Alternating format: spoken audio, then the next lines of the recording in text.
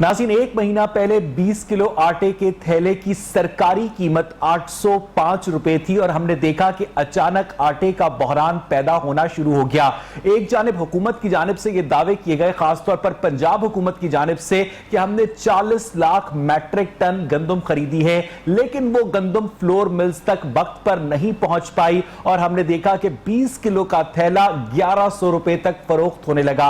और फिर आखिरकार वही हुआ जो कि हमेशा होता आया है, जैसा चीनी के मामले में हुआ, जैसा पेट्रोल के मामले में हुआ, कि हुकूमत ने बढ़ती कीमतों का नोटिस ले लिया और फिर हमने देखा कि हुकूमत ने सरकारी निर्ख 850 रुपए मुकर्रर कर दिया और अब भी इस सरकारी निर्ख के ऊपर आटा दस्तयाब नहीं है। हुकूमत जब भी किसी मामले का नोटिस लेती है तो उस नोटिस का अल्टीमेट नतीजा यह निकलता है कि उस कमोडिटी की प्राइस को वापस आना, तो क्या उस कमोडिटी की प्राइस सरकारी तौर पर बढ़ा दी जाती है और फिर मुख्तलिफ तरह के हीले बहाने तराशे जाते हैं। इस तमाम तर सूरत हाल के अंदर ऑपोजिशन की यह जिम्मेदारी बनती है कि वो हुकूमत को ट्रैक पर लाने के लिए मौसर एहतजाजी सियासत करे, लेकिन ऑपोजिशन भी वो मौसर एहतजाजी सियासत करती हुई नजर नहीं आती। इसी सारे मामले पर बात करने के लिए मेरे साथ टेलीफोन लाइन पर मौजूद है मोहतरम बिलाल यासीन साहब, साबिक वजीर खुराक है, पंजाब के PMLN को रिप्रेजेंट करते हैं। बिलाल यासीन साहब, ये बताइएगा कि आप भी आजकल ये पॉलिटिकल चेंजेस देख रहे होंगे, आप आटे की प्राइस पर भी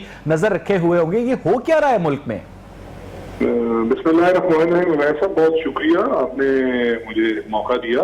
मैंने भी आपकी इंट्रो सुना है, इस पे आपने कहा कि ऑपोजिशन भी को खास जो अपनी एफर्ट जो है ना वो उसको नहीं इंजेक्ट कर रही।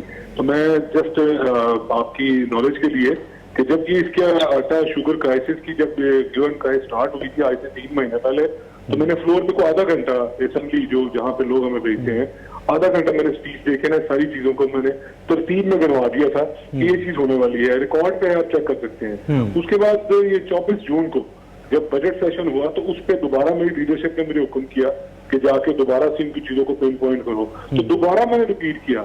मतलब ये मैं कहना ये चाह रहा हूँ कि 1 घंटा जिसपे जो मैंडेट लोग हमें देते हैं उनकी आवाज बन के असेंबली में मैंने स्पीकर साहब की मौजूदगी में नहीं, बिलाल यासीन साहब, इस बात में कोई शक नहीं है कि आपने इस इशू को उठाया ऐवान में, लेकिन हम देखते हैं कि दीगर मामलात के अंदर ऑपोजिशन इससे कई स्टेप आगे जाती है। ऑपोजिशन बजट मंजूर नहीं होने देती, ऑपोजिशन बजट की कॉपियां फाड़ देती है, ऑपोजिशन वॉकआउट कर जाती है, ऑपोजिशन असेंबली के बाहर धरना दे देती है। कोरोना के बावजूद भी आपने क्या ये तमाम ऑप्शंस एग्जॉस्ट किए बिलाल साहब? वैसे भाई तकरीबन तमाम चीजें मैं आपको सीरियल के साथ गिनाता हूँ कि जी हमने उनकी जो कॉपीज थी उनको भी फाड़ा, उस पर प्रोटेस्ट भी किया, वॉकआउट भी किए, सिर्फ इस इशू पे, सिर्फ आटा चीनी जो उसका जो क्राइसिस है उस पे। उसके बाद हम बाहर निकल के असेंबली के बाहर निकल के घंटों बैठे रहे और उसी दौरान उन्होंने जो था उनका फाइनेंस बिल था उसको अप्रूव किया। जब हम बाहर गए, जो आपने जिस तरह आपने कहा कि जी हमें करना चाहिए था, ऑपोजिशन ने ये सब कुछ किया। उसके बाद उन्होंने मीनवाइल जो है ना अददी बर्तरी के लिहाज से उन्होंने। अच्छा बिलाल यासीन साहब, आप एक बहुत सीनियर और सीजन्ड पॉलिटिशियन हैं, आपको क्या लगता है कि जो हुकूमत वाकई अवामी वोटों से मुंतखब होकर आई हो, वो इस तरह के अनपॉपुलर फैसले, पेट्रोल की कीमत में इजाफा, सोने की कीमत में इजाफा, स्टॉक एक्सचेंज में गिरावट, उसके बाद आटे की कीमत में इजाफा इतनी आसानी से कर सकती है बिलाल साहब? देखिए, इंतहाई बदकिस्मती के साथ ये कहना पड़ता है कि सबसे पहले तो मैं आटे पे बात करता हूँ कि जी ये आटा जो फूड डिपार्टमेंट जिसका मैं खुद भी, मेरे पास पोर्टफोलियो था, मैं 5 साल इसका वजीर रहा और इन सारी चीजों को बड़े क्लोज भी देखता रहा और अल्हम्दुलिल्लाह। और इस तरह का बहरान कभी पैदा नहीं हुआ। मैं फखर से ये कहता हूँ कि बहरान की बात नहीं, जो गवर्नमेंट का नोटिफाइड रेट था फर्स्ट डे 5 साल तक शहबाज शरीफ साहब की प्रॉपर उनकी सुपरविजन थी कि एक थैले का इंक्रीज नहीं था। मैं रिपीट करता हूँ कि एक थैले का इसमें इंक्रीज नहीं था, ये रिकॉर्ड पे हूँ। एक चीज। दूसरा, जब इन्होंने ये सारी चीजें ब्लंडर्स हुए, जब शुगर क्राइसिस आया, जब आटे का क्राइसिस आया, तो मैं चीख के असेंबली में कहता रहा कि आप लोगों से चीजें मैनेज नहीं हो रही, खुदा के वास्ते इनको मैनेज करें। उनको वहां पे सजेशन दी और मैं शुक्रिया अदा करता हूँ कि इन्होंने जो सब्सिडाइज वीट होती है उसकी रिलीजेस स्टार्ट कर दी है और ये अच्छा कदम है, मैं इसको अप्रिशिएट करता हूँ। बट उसके बाद इसको मैनेज भी तो करना है, एडमिनिस्ट्रेटिवली इसको मॉनिटर भी तो करना है। वो दोनों चीजों में पूरे तरीके से बिलाल यासीन साहब, मिस मैनेजमेंट बहुत माइल्ड लफ्ज है, आपको नहीं लगता कि मामला मिस मैनेजमेंट से करप्शन की जाने बढ़ते नजर आ रहे हैं?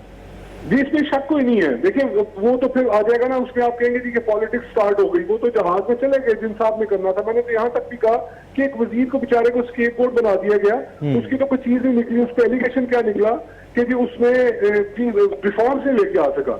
तो मैंने ये असेंबली में भी कहा और आपके थ्रू मैं लोगों को भी सुनाता हूँ, अगर वो रिफॉर्म्स वो नहीं लेके आ सका तो क्या इमरान खान साहब रिफॉर्म्स ले आए? क्या बुजदार साहब सूबे में रिफॉर्म्स ले आए? तो जवाब तो बिल्कुल नो में है। तो फिर इनको क्यों नहीं सेट किया जाता? अगर सिर्फ वजीर का क्या काम है, इमरान खान साहब को खुद छोड़ देना चाहिए। ये जब बात करते थे, जब आटे की बात करें या फूड की बात करें, तो ये करते थे कि जी हम स्टंट ग्रोइंग की बात करते थे, ये दूसरे पास से इश्यूज की बात करते थे। आज कहाँ गए हैं? आज सब्सिडाइज वीट भी दे रहे हैं, उसके बावजूद भी प्राइसेस कंट्रोल नहीं हो रही। गली मोहल्लों में, शहर के कोनों कुदरों में आज जो रोटी की प्राइस है वो अगर आपने वेट से कम लेनी है तो वो 8 रुपए में है, और अगर आप 100 ग्राम की रोटी लेनी है तो वो 10 रुपए में है। बिलाल यासीन साहब, आप हमारे दौर में 6 रुपए की 100 ग्राम की रोटी। जी हाँ, बिलाल यासीन साहब, अब्दुल अलीम खान जो कि पहले वजीर बल्दियात थे पंजाब में, सीनियर वजीर बल्दियात थे, उसके बाद नैब वालों को उनकी याद आ गई, वापस आए तो उन्हें सीनियर वजीर खुराक बना दिया गया। इस बहरान की अल्टीमेट जिम्मेदारी क्या उनके ऊपर आपके ख्याल में आयद होती है? जी देखिए, ये तो पूरी की पूरी गवर्नमेंट का फेलियर है। ये वीट प्रोक्योरमेंट एक ऐसा सब्जेक्ट है, मैं आपको सिर्फ 1 मिनट दूंगा कि ये ऐसी पाकिस्तान की तारीख में पहली मर्तबा हुआ कि एक तरफ आपके खेतों खलियानों में गंदम कट रही है और दूसरी तरफ वो अवेलेबल नहीं है। सही बात। इस तरह कभी 73 साल में नहीं हुआ। तो ये तो टोटल गवर्नमेंट का फेलियर है। एक वजीर की रिस्पॉन्सिबिलिटी नहीं होती। 36 डिस्ट्रिक्ट है पंजाब के, 36 डिस्ट्रिक्ट में हर वजीर को, हर सेक्रेटरी को वहां पे जाके परफॉर्म करना होता है। ये तो टोटल इनकी गवर्नमेंट का फेलियर है, ये कुछ भी नहीं कर सके। फिर आपने भी कहा कि गवर्नमेंट ने कहा था कि 40 lakh metric, 40 lakh metric ton, exactly sir 40 नहीं थी, 40 नहीं थी, मैंने तो रिकॉर्ड चेक किया है, ये 45 लाख थी। ये भी बिल्कुल मैं समझता हूँ कि आई वॉशिंग है कि भाई वो कहते हैं कि हमने 45 लेनी थी, ली 40, एक चीज, और अब दोबारा से इसको इंपोर्ट किया जा रहा है। तो मैं आपको फ्यूचर प्रेडिक्शन दे रहा हूँ कि इंपोर्ट इतनी कैपेसिटी नहीं है। आपकी जो शिपिंग इसकी जो होनी है, वहां से लोडिंग होनी है, उसके बाद इसकी शिपमेंट होगी, फिर शिपमेंट के बाद अनलोड होगी। मतलब ये कहना चाह रहा हूँ कि ये कराची पोर्ट तक ये पॉसिबल नहीं है कि आपकी 5 लाख मैट्रिक। लेकिन बिलाल यासीन साहब, हमारी फ्लोर मिल एसोसिएशन के चेयरमैन से भी बात हुई, उनका ये कहना था कि ये 45 लाख मैट्रिक टन गंदम जो है ये नवंबर दिसंबर तक एग्जॉस्ट हो जाएगी, और अगर गवर्नमेंट ने 8 से 10 लाख मैट्रिक टन गंदम इंपोर्ट ना की तो ये बहरान मजीद ज्यादा बड़ा होकर सामने आएगा जनवरी फरवरी में। देखिए ये भी चेक करें कि कभी इस तरह हुआ कि इधर से आपने वीट प्रोक्योर की और साथ ही उसके रिलीजेस स्टार्ट कर दिए। वो मैं खुद रिकमेंड किया, असेंबली में खड़े होकर रिकमेंड किया कि इनको फौरी तौर पे रिलीजेस स्टार्ट कर देने चाहिए। मगर बाकी सारी चीजों को भी तो देखना इनका काम है। या मैंने इनको एक और प्रपोजल भी दी थी कि 2 महीने के लिए साइड पे हुए और शहबाज शरीफ को ले गए, देखे आटा चीनी प्राइसेस कंट्रोल में आती है कि नहीं आती। ये भी मैंने कहा था, वही भी मैं आपके थ्रू पब्लिक करता हूँ कि अगर इनसे नहीं हो पाता तो सिर्फ 2 महीने के लिए देखें जरा कि भी करते हैं हम के नहीं करते, हम तो करके दिखाते हैं। बिलाल साहब जरा तवक्कुफ कीजिएगा, रफीकुल हसन कुरैशी साहब हमारे साथ मौजूद हैं, फ्लोर मिल्स एसोसिएशन को रिप्रेजेंट करते हैं। रफीकुल हसन साहब, ये बताइएगा कि अचानक आटे की प्राइस को हुआ क्या जब इतनी ज्यादा गंदम भी पाकिस्तान ने प्रोड्यूस की? अस्सलाम वालेकुम, शुक्रिया जी, आपने मुझे इनवाइट किया, लाइन पे लिया। मैं बताना चाह रहा हूं कि असल में सूरत ये है कि पिछले 2 महीने का क्राइसिस था, लेकिन गवर्नमेंट ने आज से गन्ने रिलीज कर दिया है और आटे का रेट जो है वो रिटेल प्राइस में 860 रुपए का कल से सेल होना शुरू हो जाएगा। प्राइस तो हो गई है कंट्रोल। ये कंट्रोल हो गई है रफीकुल हसन साहब? 805 रुपए से 1100 रुपए पर गई और आप गिन रहे हैं 1100 रुपए से कम होकर 860 पे आ गई। ये 805 से बढ़कर 860 पे गई है, ये 55 रुपए का इजाफा है। आप उस साइड पर दूसरी तरफ तो देखें कि किसान को 1300 रुपए की बजाय 1400 रुपए उसको मिले गंदम परचेज के। गंदम जब उसने सेल की तो उसको 100 रुपए एक्स्ट्रा पर मंथ किसान को मिला। अच्छा, यानी किसान के पैसे जो है हुकूमत गंदम खरीदती है, उसके बाद उसे सब्सिडाइज करती है या कंट्रोल रेट पर फ्लोर मिल्स को देती है। और हमने देखा कि फ्लोर मिल्स जो है जिनकी जिम्मेदारी है कि 20 किलो आटे का थैला दें, उस आटे के अंदर से भी आप बहुत सारे ग़िज़ाई अज्जा भी निकाल लेते हैं। वो आटा भी सिर्फ नाम का आटा होता है और 805 रुपए की बजाय आप उसे 1100 रुपए पर पहुंचाते हैं और फिर बाद में गवर्नमेंट के साथ आप लोग मामला तय करके उसे 860 पर लाकर कहते हैं कि प्राइस कम हो गई है रफीकुल हसन साहब? नहीं, असल में सूरत हाल क्या है कि जब गंदम स्टार्ट में इन्होंने जो 45 लाख टन का स्टॉक करना था वो 43 लाख टन हुआ एज पर द गवर्नमेंट। ठीक है। उसके बाद जो बीच के दरमियान का 2 महीने का था, माफिया ने गंदम अपने पास स्टॉक करके रखी है और अभी भी माफिया के पास गंदम अवेलेबल है एनफ, जिन्होंने महंगे दामों गंदम फ्लोर मिल को सेल की। अगर फ्लोर मिल को गंदम 1900 रुपए मन मिलेगी, ठीक है, तो फ्लोर मिल जो है मजबूर होगी 1000 रुपए पे या 1100 रुपए पे सेल करने पे। उसके पास दूसरा कोई तो आप मान रहे हैं ना रफीकुल हसन साहब कि माफिया मुतहर्रिक था और चीनी माफिया की तरह आटा माफिया पर भी हुकूमत लगाम नहीं डाल सकी? बिल्कुल नहीं डाल सकी। मैं अच्छा रफीक साहब जरा रुकिएगा। बिलाल यासीन साहब, आप ये गुफ्तगू सुन रहे हैं? जी मैंने बिलाल यासीन साहब, हम कैसे मुल्क में रहते हैं कि अशराफिया लॉकडाउन कर देती है, माफिया महंगाई कर देती है और हुकूमत जो है सिर्फ और सिर्फ बयानात देती है? देखिए, ये तो बदकिस्मती है। ये तो मुझे और आपको सबको 22 करोड़ आवाम को इस तब्दीली का मजा तो हमने चख लिया है। इसको तो हमें, मुझे लगता है कि मजीद चंद थोड़ा अर्सा के लिए हमें इसको बर्दाश्त करना पड़ना है। मेरा सवाल सिर्फ ये बनता है कि जी ये जो आज जो डीजी खान ये 1 2 3 नंबर 1 2 3 पे आने वाला जो आपका डिवीजन है, वीट प्रोड्यूसिंग डिवीजन है, वहां पे आज 2000 रुपए इंक्रीज कर दी है, आज की बात है। और वहां से जो हमारे जो इस वक्त गुलजार साहब, उनका ताल्लुक भी गालबन डीजी खान से ही है। ये इनकी मैनेजमेंट का, ये इनकी जो है ना गुड गवर्नेंस का ये आलम है। यहाँ पे अगर बात करें तो वो कहते हैं कि जनाब क्योंकि आप लोगों ने ही फलां किया था। मेरा सवाल ये है कि 2-3 महीनों से ये जो प्राइस की हाइप है जो आटे में और शुगर में, उसका जो डैमेज हुआ, उसको डैमेज को किसके खाते में डालना? अच्छा, एक नुक्ता जो रफीकुल हसन साहब ने उठाया कि चूंकि किसानों को 100 रुपया मन इजाफी दिया गया, इस वजह से भी ये प्राइस इंक्रीज हुई। क्या ये इस वजह से प्राइस में इजाफा जस्टिफाइड है बिलाल साहब? सवाल पैदा नहीं होता है कि सारी की सारी चीजें देखे फर्जी है कि जो किसान, उसके तो वो जो एक अल्फाज होता है पड़ोला, इससे तो पड़ोलों से भी इन्होंने गंदम निकाल ली है। किसान के पास कौन सी गंदम है? सही। ये बदकिस्मती ये है कि इस दफा झाड़ी इतना कम आया, इस दफा फसल ही बदकिस्मती से इतनी कम हुई कि, और उसके बाद ये मिसमैनेज। बिलाल यासीन साहब, सियासत के अलावा आप जाती जिंदगी में तिजारत करते हैं शायद? जी मेरा अपना काम है। आप बिजनेसमैन है, आप एक बिजनेसमैन है, राइट? एक बिजनेसमैन बहुत अच्छे तरीके से समझता है कि मार्केट जो फोर्सेस होती हैं वो प्राइसेस को रेगुलेट करती हैं। जिन ममालिक में आटे को गवर्नमेंट रेगुलेट नहीं करती या पेट्रोल को गवर्नमेंट रेगुलेट नहीं करती, ना कभी शॉर्टेज होती है ना कभी इस तरह के प्राइस हाइक्स होते हैं। आपको नहीं लगता कि अगर ये गवर्नमेंट रेगुलेशन हटा दी जाए तो उसके बाद मार्केट फोर्सेस ना सप्लाई कम होने देंगी ना कीमत को बढ़ने देंगी?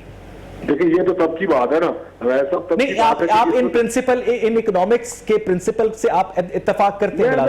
अभी आपके सवाल का जवाब देता हूँ। तो तब की बात है कि गवर्नमेंट जो है, जो गवर्नमेंट ऑफ पंजाब है, वो 2 आपकी जो क्रॉप्स हैं जिनको वो रेगुलेट करती है, एक है वीट और एक है शुगर। इसके अलावा तो वो किसी को रेगुलेट नहीं करती। क्या बाकी चीजों में, मेरा सवाल ये है, बाकी तमाम चीजों में प्राइसेस जो है कंट्रोल में है? नहीं, कभी इस तरह की शॉर्टेज, कभी इस तरह का क्राइसिस, टमाटर अगर 200 रुपए पे जाता है तो 20 रुपए भी आता है। इसी तरह अगर किसी भी चीज की कीमत, नींबू की कीमत 650 पे जाती है तो वापस 100 रुपए पे भी आती है। मार्केट फोर्सेस डिटरमिन करती है ना बिलाल साहब। जब आप गवर्नमेंट को बीच में लाते हैं, गवर्नमेंट अफसरान जो होते हैं दिनों में अमीर हो जाते हैं, तो उससे करप्शन में रैंपेंट इजाफा होता है। मेरे वालिद साहब खुद पंजाब सीड कॉर्पोरेशन में थे, बिलाल यासीन साहब, और उनके सामने गंदम की बोरियों के अंदर मट्टी भर भर के ट्रक निकाले जाते थे और देखने वाले देखते रहते थे। सही है, मगर मैं इस चीज का जरूर फख्र से मैं इसको कहता हूँ कि हमारे दौर में इस तरह का कोई स्कैम बाहर नहीं आया।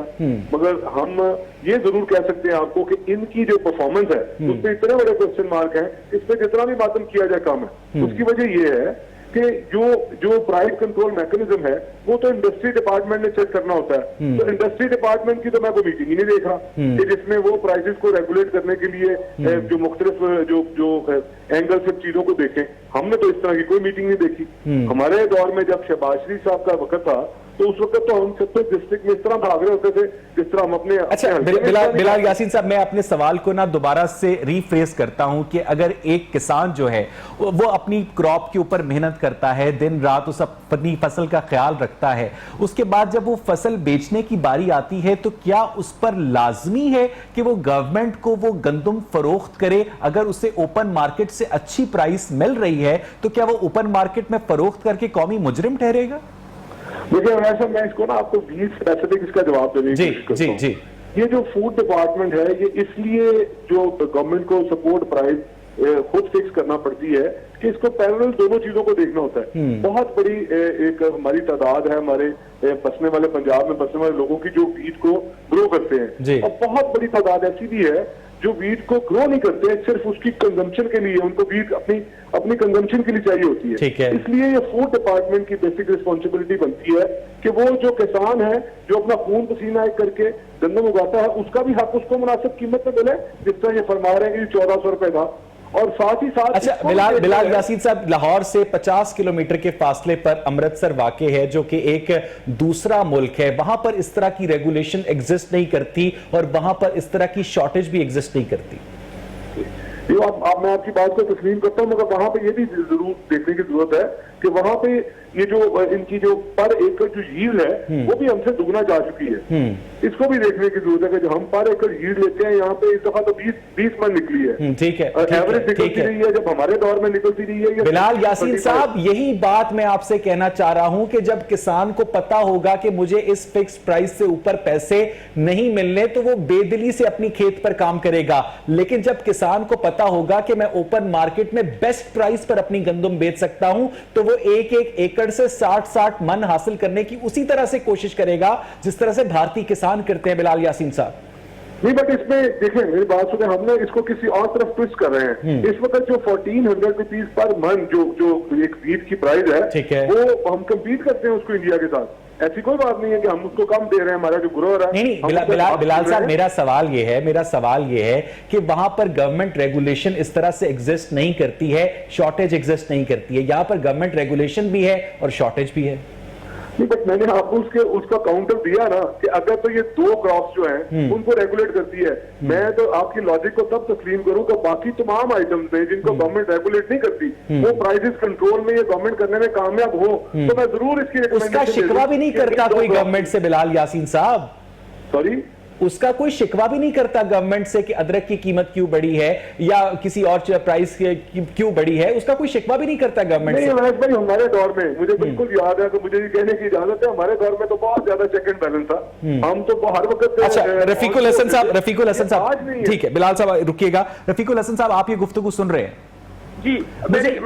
मुझे ये सिर्फ एक छोटी सी बात बता दे कि PMLN के और PTI के दौर में फूड सिक्योरिटी के हवाले से जो इतना फर्क है वो क्यों है? मैं आपको बताता हूँ, जरा सुनिएगा, मुझे 1 मिनट दीजिएगा। ये आप अपना पूरा वक्त लीजिए। जी, नवाज गवर्नमेंट में कभी भी आज तक किसान को 1300 रुपए मन रेट तो था, लेकिन कभी भी किसान को 1300 रुपया नहीं मिला। ठीक है, उनको 1100 रुपए से उनसे परचेज होती थी। माफिया जो था 1100 रुपए पे परचेज करके फ्लोर मिलों को 1300। माफिया से मुराद आपकी गवर्नमेंट डिपार्टमेंट्स हैं? नहीं, गवर्नमेंट डिपार्टमेंट्स नहीं है। अच्छा। यहाँ पे स्टॉक करने वाले लोग बैठे हुए हैं जो बड़ी बड़ी पार्टियां हैं, वो किसानों से गंदम महंगे दामों वो सस्ते दामों खरीद के फ्लोर मिल को महंगे दामों सेल करती हैं। लेकिन ये पहला मौका आया है, आप बिलीव करें, पिछले साल किसान ने 1300 रुपए मन गंदम सेल की है और किसान को पैसे मिले हैं, और इस बार भी किसान ने 1400 रुपए मन गंदम सेल। बिलाल साहब, ये बहुत बड़ा एलिगेशन लग रहा है आप पे, सुन रहे हैं आप? ये गवर्नमेंट ने पहली बार बेनजीर दौर से पीपल पार्टी के दौर के बाद पहली बार 100 रुपया बढ़ाया गंदम में, और वो किसान को मिला है और 100% कन्फर्म मिला है।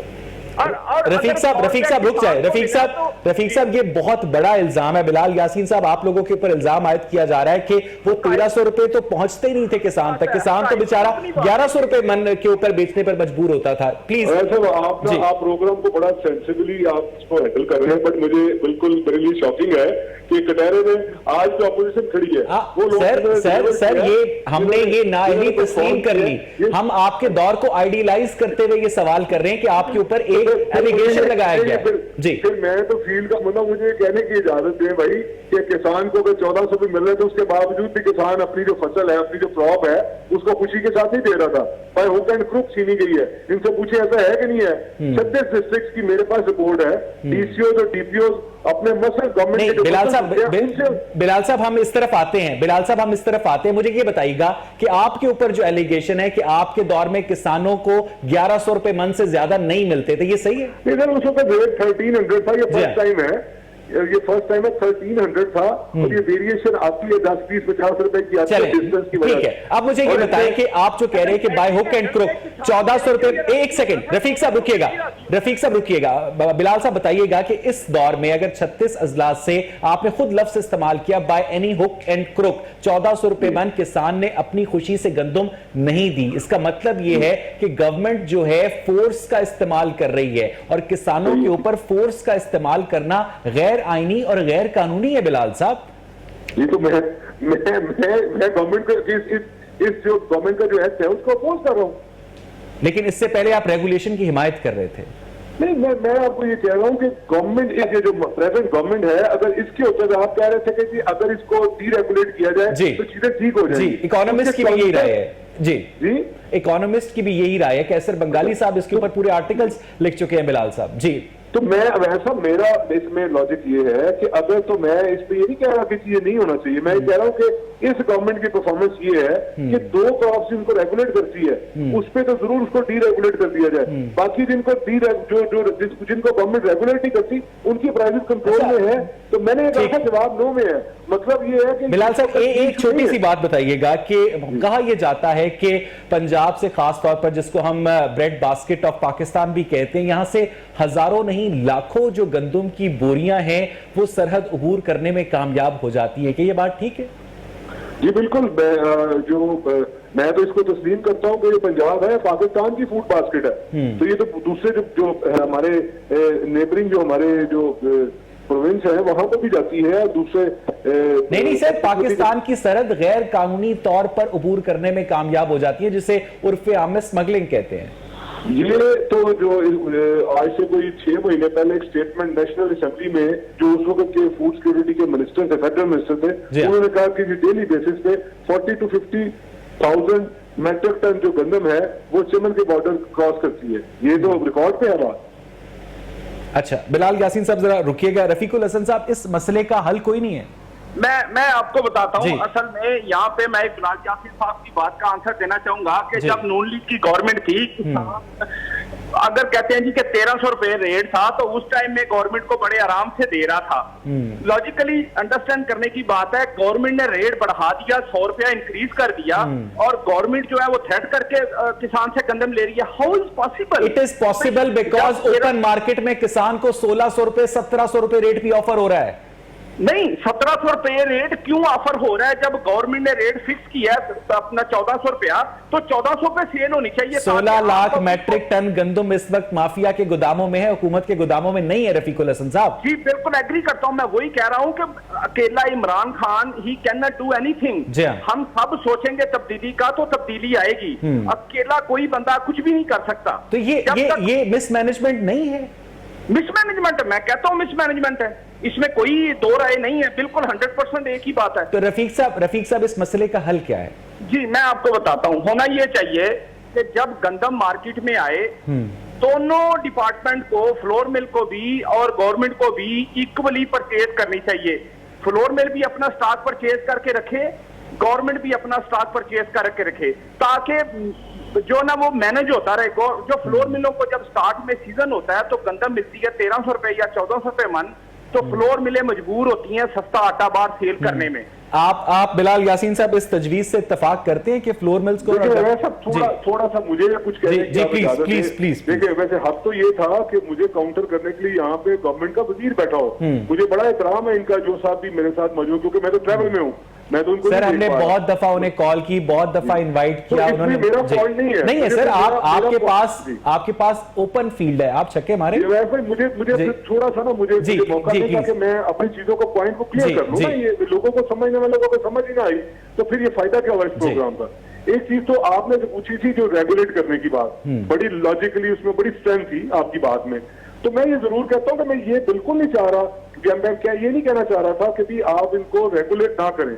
मेरा पॉइंट ये था कि गवर्नमेंट तो जो डीरेगुलेट चीजें हैं उनको भी डिसिप्लिन नहीं कर सकी, तो इसको कैसे कर लेगी? बिल्कुल 100%। दूसरा ये था कि जो मेरे जो साथी साहब बैठे हुए हैं, मुझे इसका एहतराम है, मेरी मुलाकात इनसे हुई होगी डेफिनेटली, क्योंकि मैं खुद ट्रैवल में हूँ, मुझे नहीं पता कि मैं देख नहीं पा रहा इनको।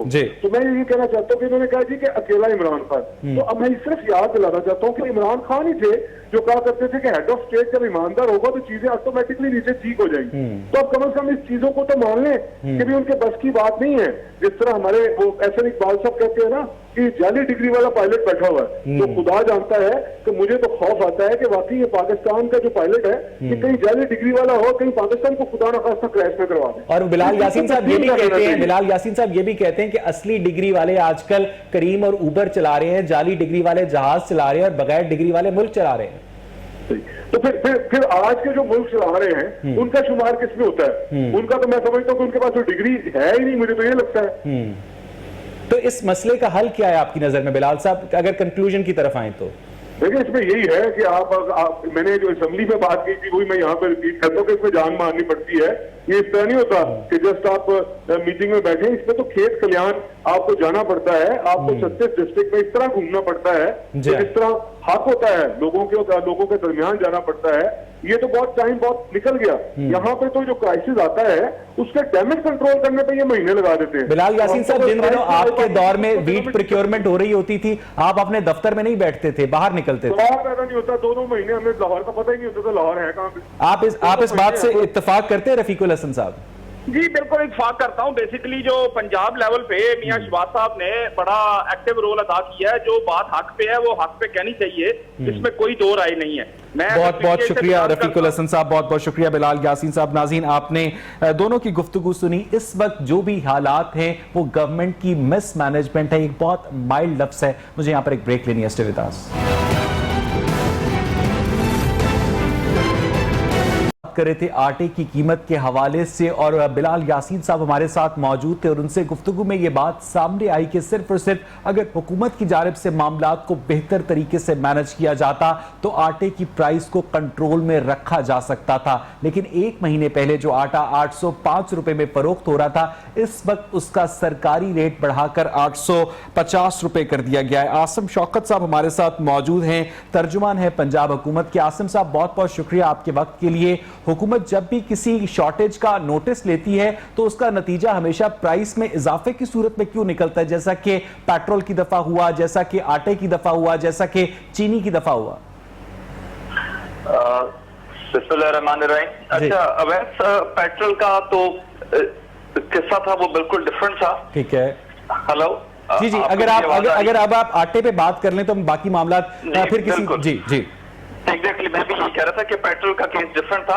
अब इस तरह है कि इस दफा आटे का जो हमने प्रोक्योरमेंट की है हुआ यूं कि पिछली दफा एक चीज होती कैरी फॉरवर्ड, पिछली दफा आटे का कैरी फॉरवर्ड ज्यादा था और बाइंग कम थी। यानी पिछली दफा तकरीबन 2 करोड़ 80 लाख टन का हमारा टोटल आटा था और जो इसकी गवर्नमेंट की बाइंग थी वो तकरीबन 40 लाख टन की थी।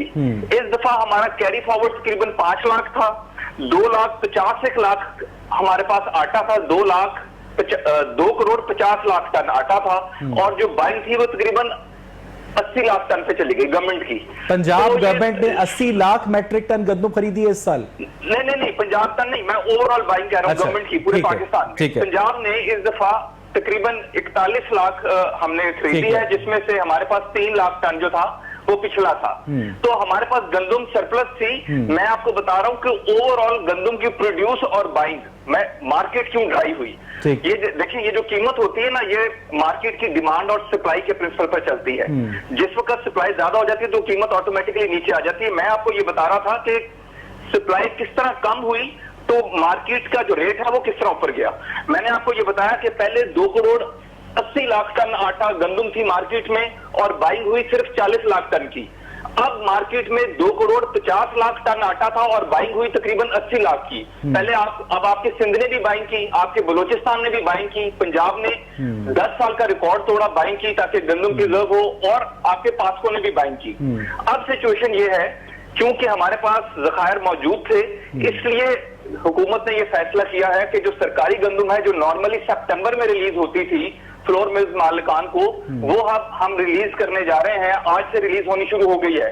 ताकि मार्केट में कीमतों में इस्तेहकाम आ जाए। नहीं सर, ये तो करेक्टिव मेजर है ना आसिम साहब। मुझे ये बताइएगा कि आप लोगों के पास स्टॉक में इतनी ज्यादा गंदम पड़ी है और अवाम को 20 किलो का थैला 805 रुपए से जब्त करके 1100 रुपए में मिल रहा है, 150 रुपए में मिल रहा है, और आप सितंबर तक का इंतजार करेंगे वो गंदम रिलीज करने के लिए? सितंबर का इंतजार नहीं, आज नोटिफिकेशन सर आज क्यों हुआ है ये? एक महीने के अंदर 805 रुपए से जब 1100 रुपए पे जा रही थी, आज जो रोटी की कीमत है 6 रुपए से बढ़ के 8 रुपए की हो गई। इस एक महीने में क्या हुआ आसिम साहब? अच्छा, दो बातें। पहली चीज ये कि कल से इंशाल्लाह आटे की प्राइसेस दोबारा 860 रुपए पर आ जाएंगी। सर 860 रुपए पे नहीं, 805 रुपए से गई है 1100 रुपए पे। आप लोग कीमत बढ़ा के उसकी कम कर देते हैं, हालांकि वो इजाफा होता है। नहीं, ये बात ठीक है कि 805 से 860 पे गई है, लेकिन वो 805 पे भी 750 से आई थी। वो पिछले मुसलसल बढ़ती। देखिए, फिर वही वाली बात है, हमने गंदम की स्पोर्ट प्राइस जो है वो 10 साल के बाद बढ़ा के 1300 से 1400 की है किसान को रिलीफ देने के लिए। ये भी तो देखें कि पीछे से हम गंदम ही 100 रुपया स्पोर्ट प्राइस बढ़ा दी है उसकी। तो ये भी तो है ना, आपका जो 70% आबादी है उसको भी तो रिलीफ देना था। जो किसान है वो पिछले कितने सालों से उसकी जो स्पोर्ट प्राइस थी वो कम थी, हमने उसको इंक्रीज किया है। नंबर 2, फिर अब हमने जिस वक्त ज्यादा मार्केट से गंदम उठा ली है उसको प्रिक्योर करने के लिए रिक्वायरमेंट के मुताबिक, पिछली दफा आपकी जो बाइंग थी वो 30 मिलियन मीट्रिक टन थी, 3.0 मिलियन मीट्रिक टन, अब आपकी 4.3 है। तो इस वजह से to some extent market dry हो गई है, जिसकी वजह से थोड़ा सा रेट ऊपर गया है।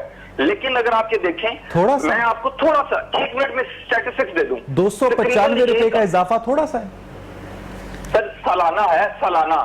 और अगर आप इससे महाना देखें तो 20 रुपए महाना है। अच्छा चले, मुझे जरा आसिम साहब रुकिएगा, मैंने आपसे एक और बड़े अहम मौजू पर बात करनी है। आसिम साहब प्लीज मेरे साथ रहिएगा। शहबाज मुनीर साहब भी मेरे साथ टेलीफोन लाइन पर मौजूद हैं, मारूफ इवेंट प्लानर हैं। शहबाज साहब, आजकल जबकि कोरोना वबा का जोर है, आप समझते हैं कि शादी हॉल्स खुलने चाहिए? जी अस्सलाम वालेकुम जी। और सबसे पहले आपका बहुत शुक्रिया जी, आपने हमारी आवाज गवर्नमेंट तक पहुंचाने के लिए ये एक इक़दाम किया। मेरी गवर्नमेंट ऑफ पाकिस्तान, इमरान खान साहब, आर्मी चीफ साहब और हमारे जो वजीर आला हैं, उनसे सिर्फ और सिर्फ एक सवाल है। वो सवाल ये है कि क्या हम इस इंडस्ट्री को विदाउट बिजनेस 4 माह से जो बंद है क्या रन कर पाएंगे या हम सरवाइव कर पाएंगे? अब तो ये, क्योंकि जितनी बार हमारी ये गुजारिश उनको हमने की है, रिक्वेस्ट की है, लेकिन अब तो सरवाइव की गेम आ चुकी है। हमारे जितने भी वर्कर्स हैं, हमारे जितने भी लोग हैं इंडस्ट्री के, सबके सब इतना सफर कर चुके हैं कि आई थिंक कि मैं समझता हूं कि अब आपकी बात बिल्कुल ठीक है शहबाज मुनीर साहब, लेकिन क्या गवर्नमेंट ने अपनी खुशी से शादी हॉल बंद किए हुए? आपको नहीं पता कि वबा फैली हुई है? जी बिल्कुल, अगर ये वबा फैली है तो डू यू थिंक क्या किसी बस में जो 72 सीटर हो, क्या हम उसमें मैरिज प्लान कर लें? आया हम ओपन एयर वेडिंग प्लान कर लें? क्या ये वहां पे ये कानून लागू नहीं होता है? गवर्नमेंट के आपकी बात बिल्कुल ठीक है कॉर्पोरेट सेक्टर में, ये शहबाज साहब आपकी बात बिल्कुल ठीक है, 1000 लोगों का इवेंट हुआ है, बिल्कुल सही है। लेकिन शहबाज साहब, क्या एक गलत दूसरे गलत का जवाब होता है? क्या एक रॉन्ग दूसरे रॉन्ग को जस्टिफाई कर सकता है? मुझे ये बताइए। नहीं कर सकता ना। अफगानिस्तान में, बांग्लादेश में, श्रीलंका में, इंडिया में कहीं पर शादी हॉल्स नहीं खुले हैं सर। जी, पूरे यूरोप में, अगर आपको, मैं आपको एक इंफॉर्मेशन देना चाह रहा हूँ जी, SOPs के साथ आप वहां पे पूरे यूरोप में चेक कर लें, उन्होंने ओपन एयर वेडिंग की परमिशन दे चुके हैं। सर उनकी शादियां हमारी तरह नहीं होती हैं। उन्होंने दूध पिलाई नहीं करनी होती, उन्होंने जूता छुपाई नहीं करनी होती, उन्होंने मेहंदियां नहीं लगानी होती, उन्होंने रस्में नहीं करनी होती, उन्होंने फूल नहीं फेंकने होते उस तरह जिस तरह से बर्रे सगीर की शादियां होती हैं। सर ये ट्रेडिशनल वेडिंग्स पूरी दुनिया में हर एक सबका ट्रेडिशन डिफरेंट है, लेकिन वेडिंग्स SOPs के साथ एप्लीकेबल की जा सकती है। हमने बहुत सारे इनको SOPs लिख के दिए कि आप इन पे देखें, इनमें कोरोना के फैलने का बिल्कुल भी खदशा नहीं शहबाज साहब, फिर तो SOPs के तहत सिनेमा भी खोल दिए जाएं, SOPs के तहत हम लोग क्लब्स भी खोल दें, जिम्नेजियम भी खोल दें, हर चीज खोल दें SOP के तहत। बिल्कुल भी नहीं। मैं ये चाह रहा एसओपी के साथ अगर इन्होंने बाकी सब कुछ कर दिया है तो ये भी कर दें, हमारे साथ ऐसा सलूक नहीं, क्यों अभी किया जा रहा है? स्कूल्स बंद हैं, अभी स्कूल्स बंद हैं, अभी कॉलेजेस बंद हैं, अभी यूनिवर्सिटीज बंद हैं, अभी सिनेमा हॉल बंद हैं, बहुत सारे शोबे बंद हैं सर। जी जी बिल्कुल, हमारा मुतालबा बिल्कुल इसी तरह है। आप हमारी फील्ड को समझें कि हमारा मुतालबा है हमें एक डेट अनाउंस कर दी जाए, जैसा कि आपने अभी मुझे पता चला है स्कूल्स ओपन करने के लिए एक डेट अनाउंस की है सितंबर की। इसी तरह हमें एक डेट अनाउंस कर दें ताकि हम वो बुकिंग्स कर सकें। आसिम शौकत साहब, आप ये बातें सुन रहे हैं? जी आसिम शौकत साहब, अगर आप भी इस तरह की कोई तिफल तसल्ली शादी हॉल्स वालों को भी दे सके तो शायद वो अपने इवेंट बुक करना शुरू कर दें। अच्छा देखें अवैस, जो अपना शहबाज मुनीर साहब बात कर रहे हैं ना, मैं आपको बताऊं ये दो बातें हैं। ही इज क्या कहते हैं इक्वली जस्टिफाइड, क्योंकि रोजगार है, कारोबार है और बेशुमार लोग जो है उनका रोजगार इससे लिंक्ड है। बिल्कुल ठीक है। इनिशियली डिसाइड ये हुआ था कि वो तमाम चीजें जहां इमरजेंसी नहीं है, ठीक है, उनको बंद रखा जाएगा और जहां चीजों पर इमरजेंसी आ जाए उनको खोल दिया जाएगा। ठीक है। लेकिन अब सिचुएशन ये है, जिस तरह स्कूलों के बारे में डिसाइड किया कि क्योंकि इमरजेंसी नहीं थी, बच्चे एट स्टेक थे, तो हमने कहा ऑनलाइन क्लासेस हो सकती हैं, अभी ना खोलें। ठीक है। रेस्टोरेंट में लोग घर खाना खा सकते हैं, अभी ना खोलें। ठीक है। लोग घर में फिल्म देख सकते हैं, सिनेमाज ना खोलें, जिस तरह आपने भी बात की। ठीक है। शादियों में भी ये कहा कि लोग सादगी से भी निकाह पढ़ाया जा सकता है, अभी ना करें। लेकिन एट द सेम टाइम ये बात बिल्कुल ठीक है कि वो तमाम इंडस्ट्री एक डाइंग आउट, तमाम इंडस्ट्री जो है वो डाई आउट हो रही है और वो तमाम लोग जो इस इंडस्ट्री से मुंसलिक हैं उनके घर भी तो रोटी पकती है ना, उनका भी मसला है। अब आहिस्ता आहिस्ता असल चीज जिसकी तरफ मैं आना चाह रहा हूं वो ये है कि मैं WHO की लेटेस्ट रिसर्च पढ़ रहा था, उसमें वो कह रहे थे कि ये वबा इतनी जल्दी खत्म नहीं होने जा रही है, तो ये जरूरी है कि कौमें जो है वो इस वबा के साथ रहना सीखें।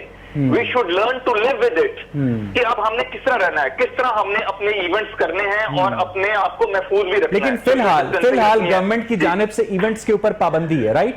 अच्छा, दो चीजों के ऊपर आसिम साहब एक सेकंड और एक बैंक्वेट हॉल, ठीक है। लेकिन इस वक्त बैंक्वेट हॉल के तहत और इवेंट मैनेजमेंट के तहत इवेंट्स ऑर्गेनाइज करने पर पाबंदी है right now. You are right. मुझे आसिम शौकत साहब, मैं आपके आगे दो इवेंट्स रखना चाहता हूं। शहबाज मुनीर साहब ने बहुत खौफनाक बात की है। उन्होंने ये कहा है कि गवर्नमेंट के अपने इवेंट्स हो तो वहां पर कोई पाबंदी नहीं होती है।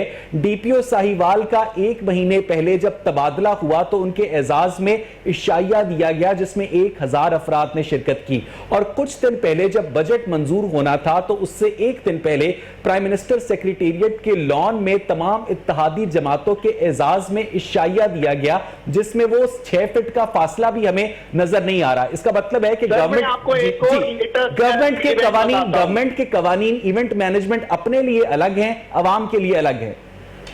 अच्छा देखें, पहली बात तो ये कि मैं आपसे एग्री करता हूं कि चाहे गवर्नमेंट हो चाहे प्राइवेट फंक्शंस हो, कहीं पर भी ये जो 6 फुट वाला और मास्किंग वाला और सैनिटाइजेशन के जो आपके SOPs हैं वो वायलेट नहीं होने चाहिए।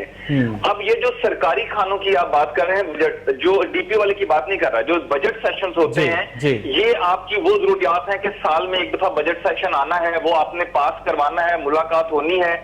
सर जब लॉ मेकर्स खुद लॉ ब्रेक करेंगे तो उस लॉ की इज्जत क्या रहेगी?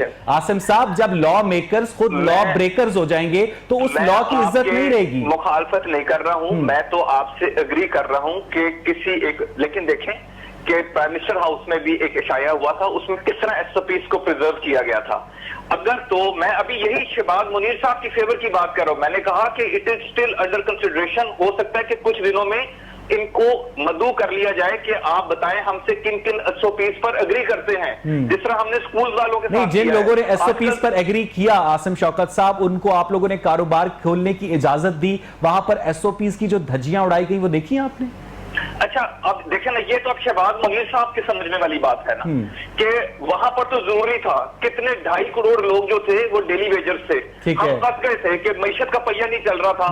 अब इनको समझ ली, नंबर 1 से इनकी इमरजेंसी कोई नहीं है, इंसान सादगी से शादी कर सकता है। प्रॉब्लम मुझे लोगों की शादी का नहीं है, प्रॉब्लम हुकूमत को इनके कारोबार का है। आसिम शौकत साहब मेरे साथ रहिएगा, शहबाज मुनीर भी मेरे साथ मौजूद है। नाज़रीन, मुझे यहाँ पर एक ब्रेक लेनी है और जब हम ब्रेक से वापस आएंगे तो प्रोग्राम में अपनी डिस्कशन का सिलसिला आगे बढ़ाएंगे। स्टे विद अस।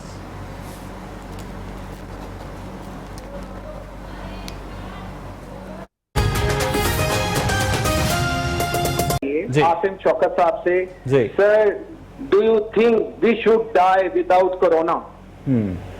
मुझे इस सवाल का आंसर चाहिए। हमें बहुत सारे लॉलीपॉप दिए गए, हमारी एसोसिएशन ने इतनी मेहनत की, स्ट्रगल की सिर्फ और सिर्फ उस तबके के लिए जो कि इस वक्त एक वक्त की रोटी को तरस रहा है। इस वक्त जो हालात चल रहे हैं, अगर हम आपको दिखाएं, हमारी एसोसिएशन के जितने वर्कर्स हैं जो इससे बिलोंग करते हैं, वो मरने वाले हैं। उनके पास इतने पैसे नहीं है कि एक दिन के लिए वो उसको अपनी खुराक पूरी कर आपकी सकें। बातों से एग्री किया है आसिम शौकत साहब, ने कहा है कि हो सकता है कि हम आने वाले दिनों में एसओपीज के तहत इस बिजनेस को भी खोल दें। आप लोगों ने ऐसे कोई एसओपीज बनाए हैं? यस, मैंने टाइम चैम्बर ऑफ कॉमर्स में दिए हैं, हमने मियां असलम इकबाल साहब को दिए हैं, हमने सबको ये एसओपीज पहुंचाए हैं। जरा बताइएगा मोटे मोटे एसओपीज क्या हैं? सर नंबर 1, नंबर ऑफ जो गेस्ट, जो सबसे बड़ा एलिगेशन है जो मैं समझता हूं कि अगर इवेंट्स आप ओपन करते हैं तो नंबर ऑफ गेस्ट, जो आपका पॉइंट ऑफ व्यू है वो मैं समझता हूं, उसकी एक लिमिटेशन हमें ब्रीफ की जाए, हमें दे दी जाए। वो हम आपसे चाहते हैं एटलीस्ट 200, 300 गेस्ट या 150 गेस्ट के ये इवेंट्स वो हैं जो हम स्टार्ट कर सकें। नंबर 2, ओपन वेडिंग, जो कि बहुत कम इफेक्ट करती है कोरोना में, जो कि वो आप ओपन वेडिंग को जितना चाहें वो ओपन वेडिंग कहां पर होगी? क्योंकि अगर शादी हॉल तो फिर भी बंद रहेंगे ना। ठीक है, मैरिज हॉल। नहीं, इसका मतलब है कि शादी हॉल में जो मुलाजिम काम करते हैं वो तो बदस्तूर सफर करेंगे ना? बिल्कुल भी नहीं सफर करेंगे, क्योंकि लॉन्ग जितने भी हैं वो वहां पे इस वक्त वो किसी ने वो वर्कर्स को निकाल दिया है, कोई उसको मजबूरन रखे हुए है, कोई सरवाइव कर सकता है। और क्या एसओपीज हैं और बताइएगा? इसके अलावा हमारी टेबल सर्विंग जो है, हमने कहा वो टेबल सर्विंग करेंगे जो कि सिट डाउन सर्विस है। सेकंड ऑप्शन, हम टेक अवे भी दे सकते हैं। देखें थाईलैंड में मैरिज हो रही हैं, उन्होंने टिफिन तक दे दिए हैं मैरिज में, कि जाते हुए उनको टिफिन डिस्ट्रीब्यूट किए गए हैं। टेक अवे के लिए कोई और डिस्पोजेबल थिंग्स यूज की गई हैं। इस तरह के सारे एसओपीज के साथ हम मैरिज को भी ओपन किया जाए। आसिम शौकत साहब, लास्ट कमेंट्स, आपने ये एसओपीज सुने? बिल्कुल। अच्छा अवैस, देखें मैं पहले भी यही बात कह रहा था कि अर्जेंसी शादी की अर्जेंसी नहीं है, शादी सादगी से हो सकती है। जो अर्जेंसी है और जो हुकूमत के लिए बड़ा मसला है ना, वो उन लोगों का रोजगार है जो इस इंडस्ट्री से अटैच्ड हैं, जिस चीज के बारे में हम सोच रहे हैं। और उसके लिए जिस तरह ये एसओपीज कहे इन्होंने कि हॉल के अंदर भी आप स्क्वायर फुट के हिसाब से नंबर मुकर्रर कर सकते हैं कि इतने मरले का या इतने किनाल का हॉल है, उसमें इससे ज्यादा लोग बहुत बहुत शुक्रिया आसिम शौकत साहब, बहुत बहुत शुक्रिया शहबाज मुनीर। नाज़रीन, दोनों ने जो बात नहीं की वो ये थी कि आज जब हर दूसरे खानदान में, तीसरे खानदान में कोरोना वायरस की वजह से मौत रिपोर्ट हो रही है, तो ऐसे में शादी करना कौन चाहेगा? प्रोग्राम देखने के लिए शुक्रिया।